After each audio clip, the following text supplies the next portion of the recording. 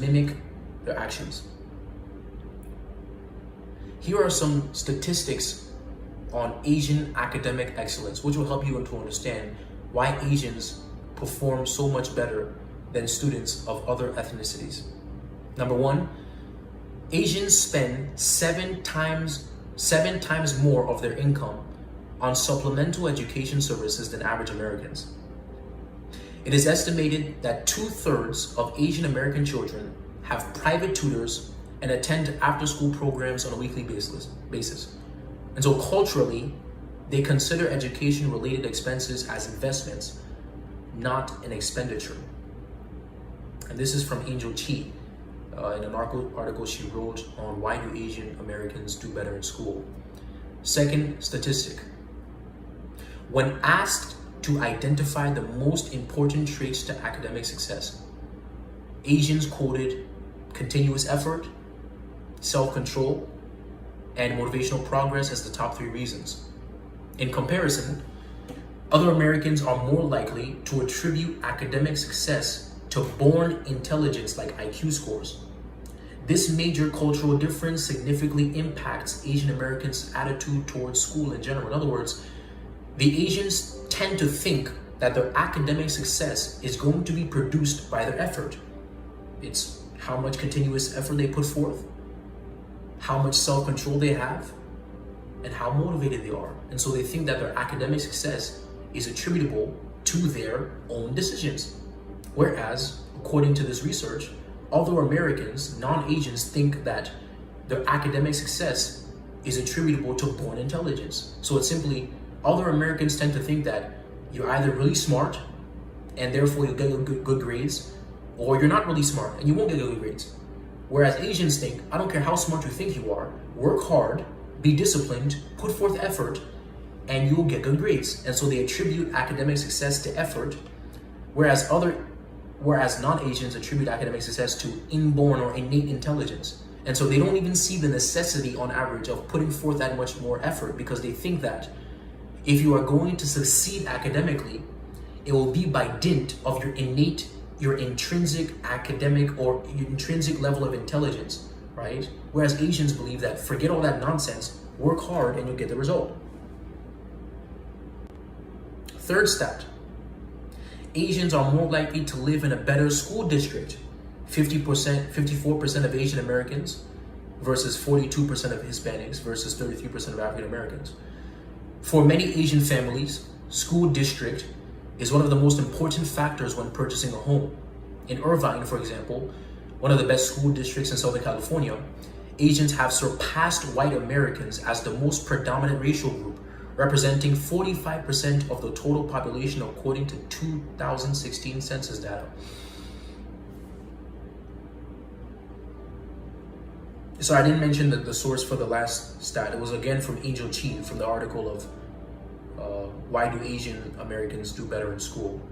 And this statistic is showing us here that Asians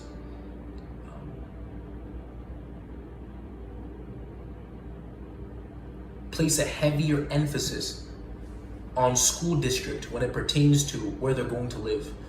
And so one of the chief factors in where they're going to live is, well, how good are the schools here? And they placed a heavier emphasis on the quality of the school district when choosing a home. Again, because of their value for their child's education. Another statistic, and that was also sourced, by the way, from Angel Chi and why do Asian Americans do better in school. Another statistic, in a study published Monday in the journal PNAS, 2 sociology professors found that Asian Americans enter school with no clear academic edge over whites, but that an advantage grows over time. Even if they come from poor, less educated families, Asian Americans significantly outperform white students by 5th grade, authors wrote. And so, in other words, Asians don't have some intrinsic advantage, but through time, through their studying more, putting forth more effort, they start to separate themselves from the other ethnic, or from the pack, as far as ethnicity is concerned. Another statistic, and that was from Monty Moore of the Los Angeles Times.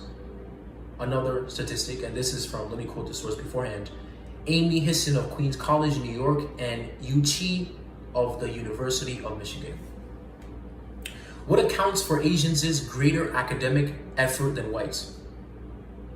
ACT study authors Amy Hisson of Queens College, New York, and Yu Chi of the University of Michigan. Asian and Asian American youth are harder working because of cultural beliefs that emphasize the strong connection between effort and achievement, the authors wrote. Studies show that Asian and Asian American students tend to view cognitive abilities as qualities that can be developed through effort, whereas white Americans tend to view cognitive abilities as qualities that are inborn. And so this is similar to the previous statistic, where Asians believe that their academic success will be attributed to their effort, and non-Asians tend to think that their academic success will be attributed to intrinsic ability. And so this is why Asians tend to put forth more effort, because they think that that effort will translate to success, right? Another statistic, and this is from the University of California, San Diego. And it reads as follows: Asian high school students spend significantly more time studying and doing homework, Remy found, than any other ethnic or racial group.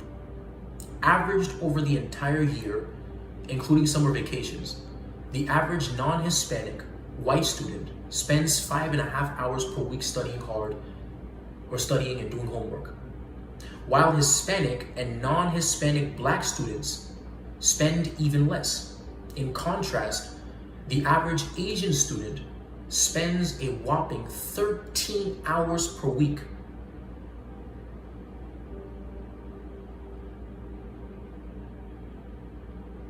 And so the average white student spends 5.5 hours per week studying and doing homework. And then the average Hispanic and black student spends even less than 5.5 hours. And in contrast, the average, not the top, the average Asian student spends 13 hours per week compared to 5.5 hours per week. And that's the white student. The black students spend even less time studying, right?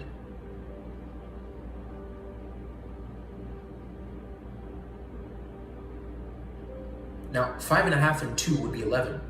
And so the Asian studies a little more than twice as much than students of other ethnicities.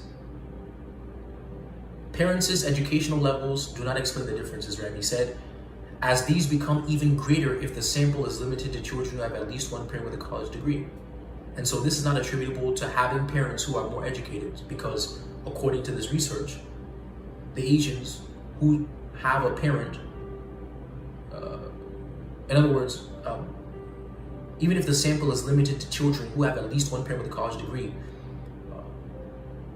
the differences become even greater. And this is from the University of California, San Diego.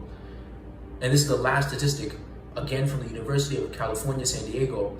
Ramy next wondered, do Asian students coast once they escape the grips of their tiger moms?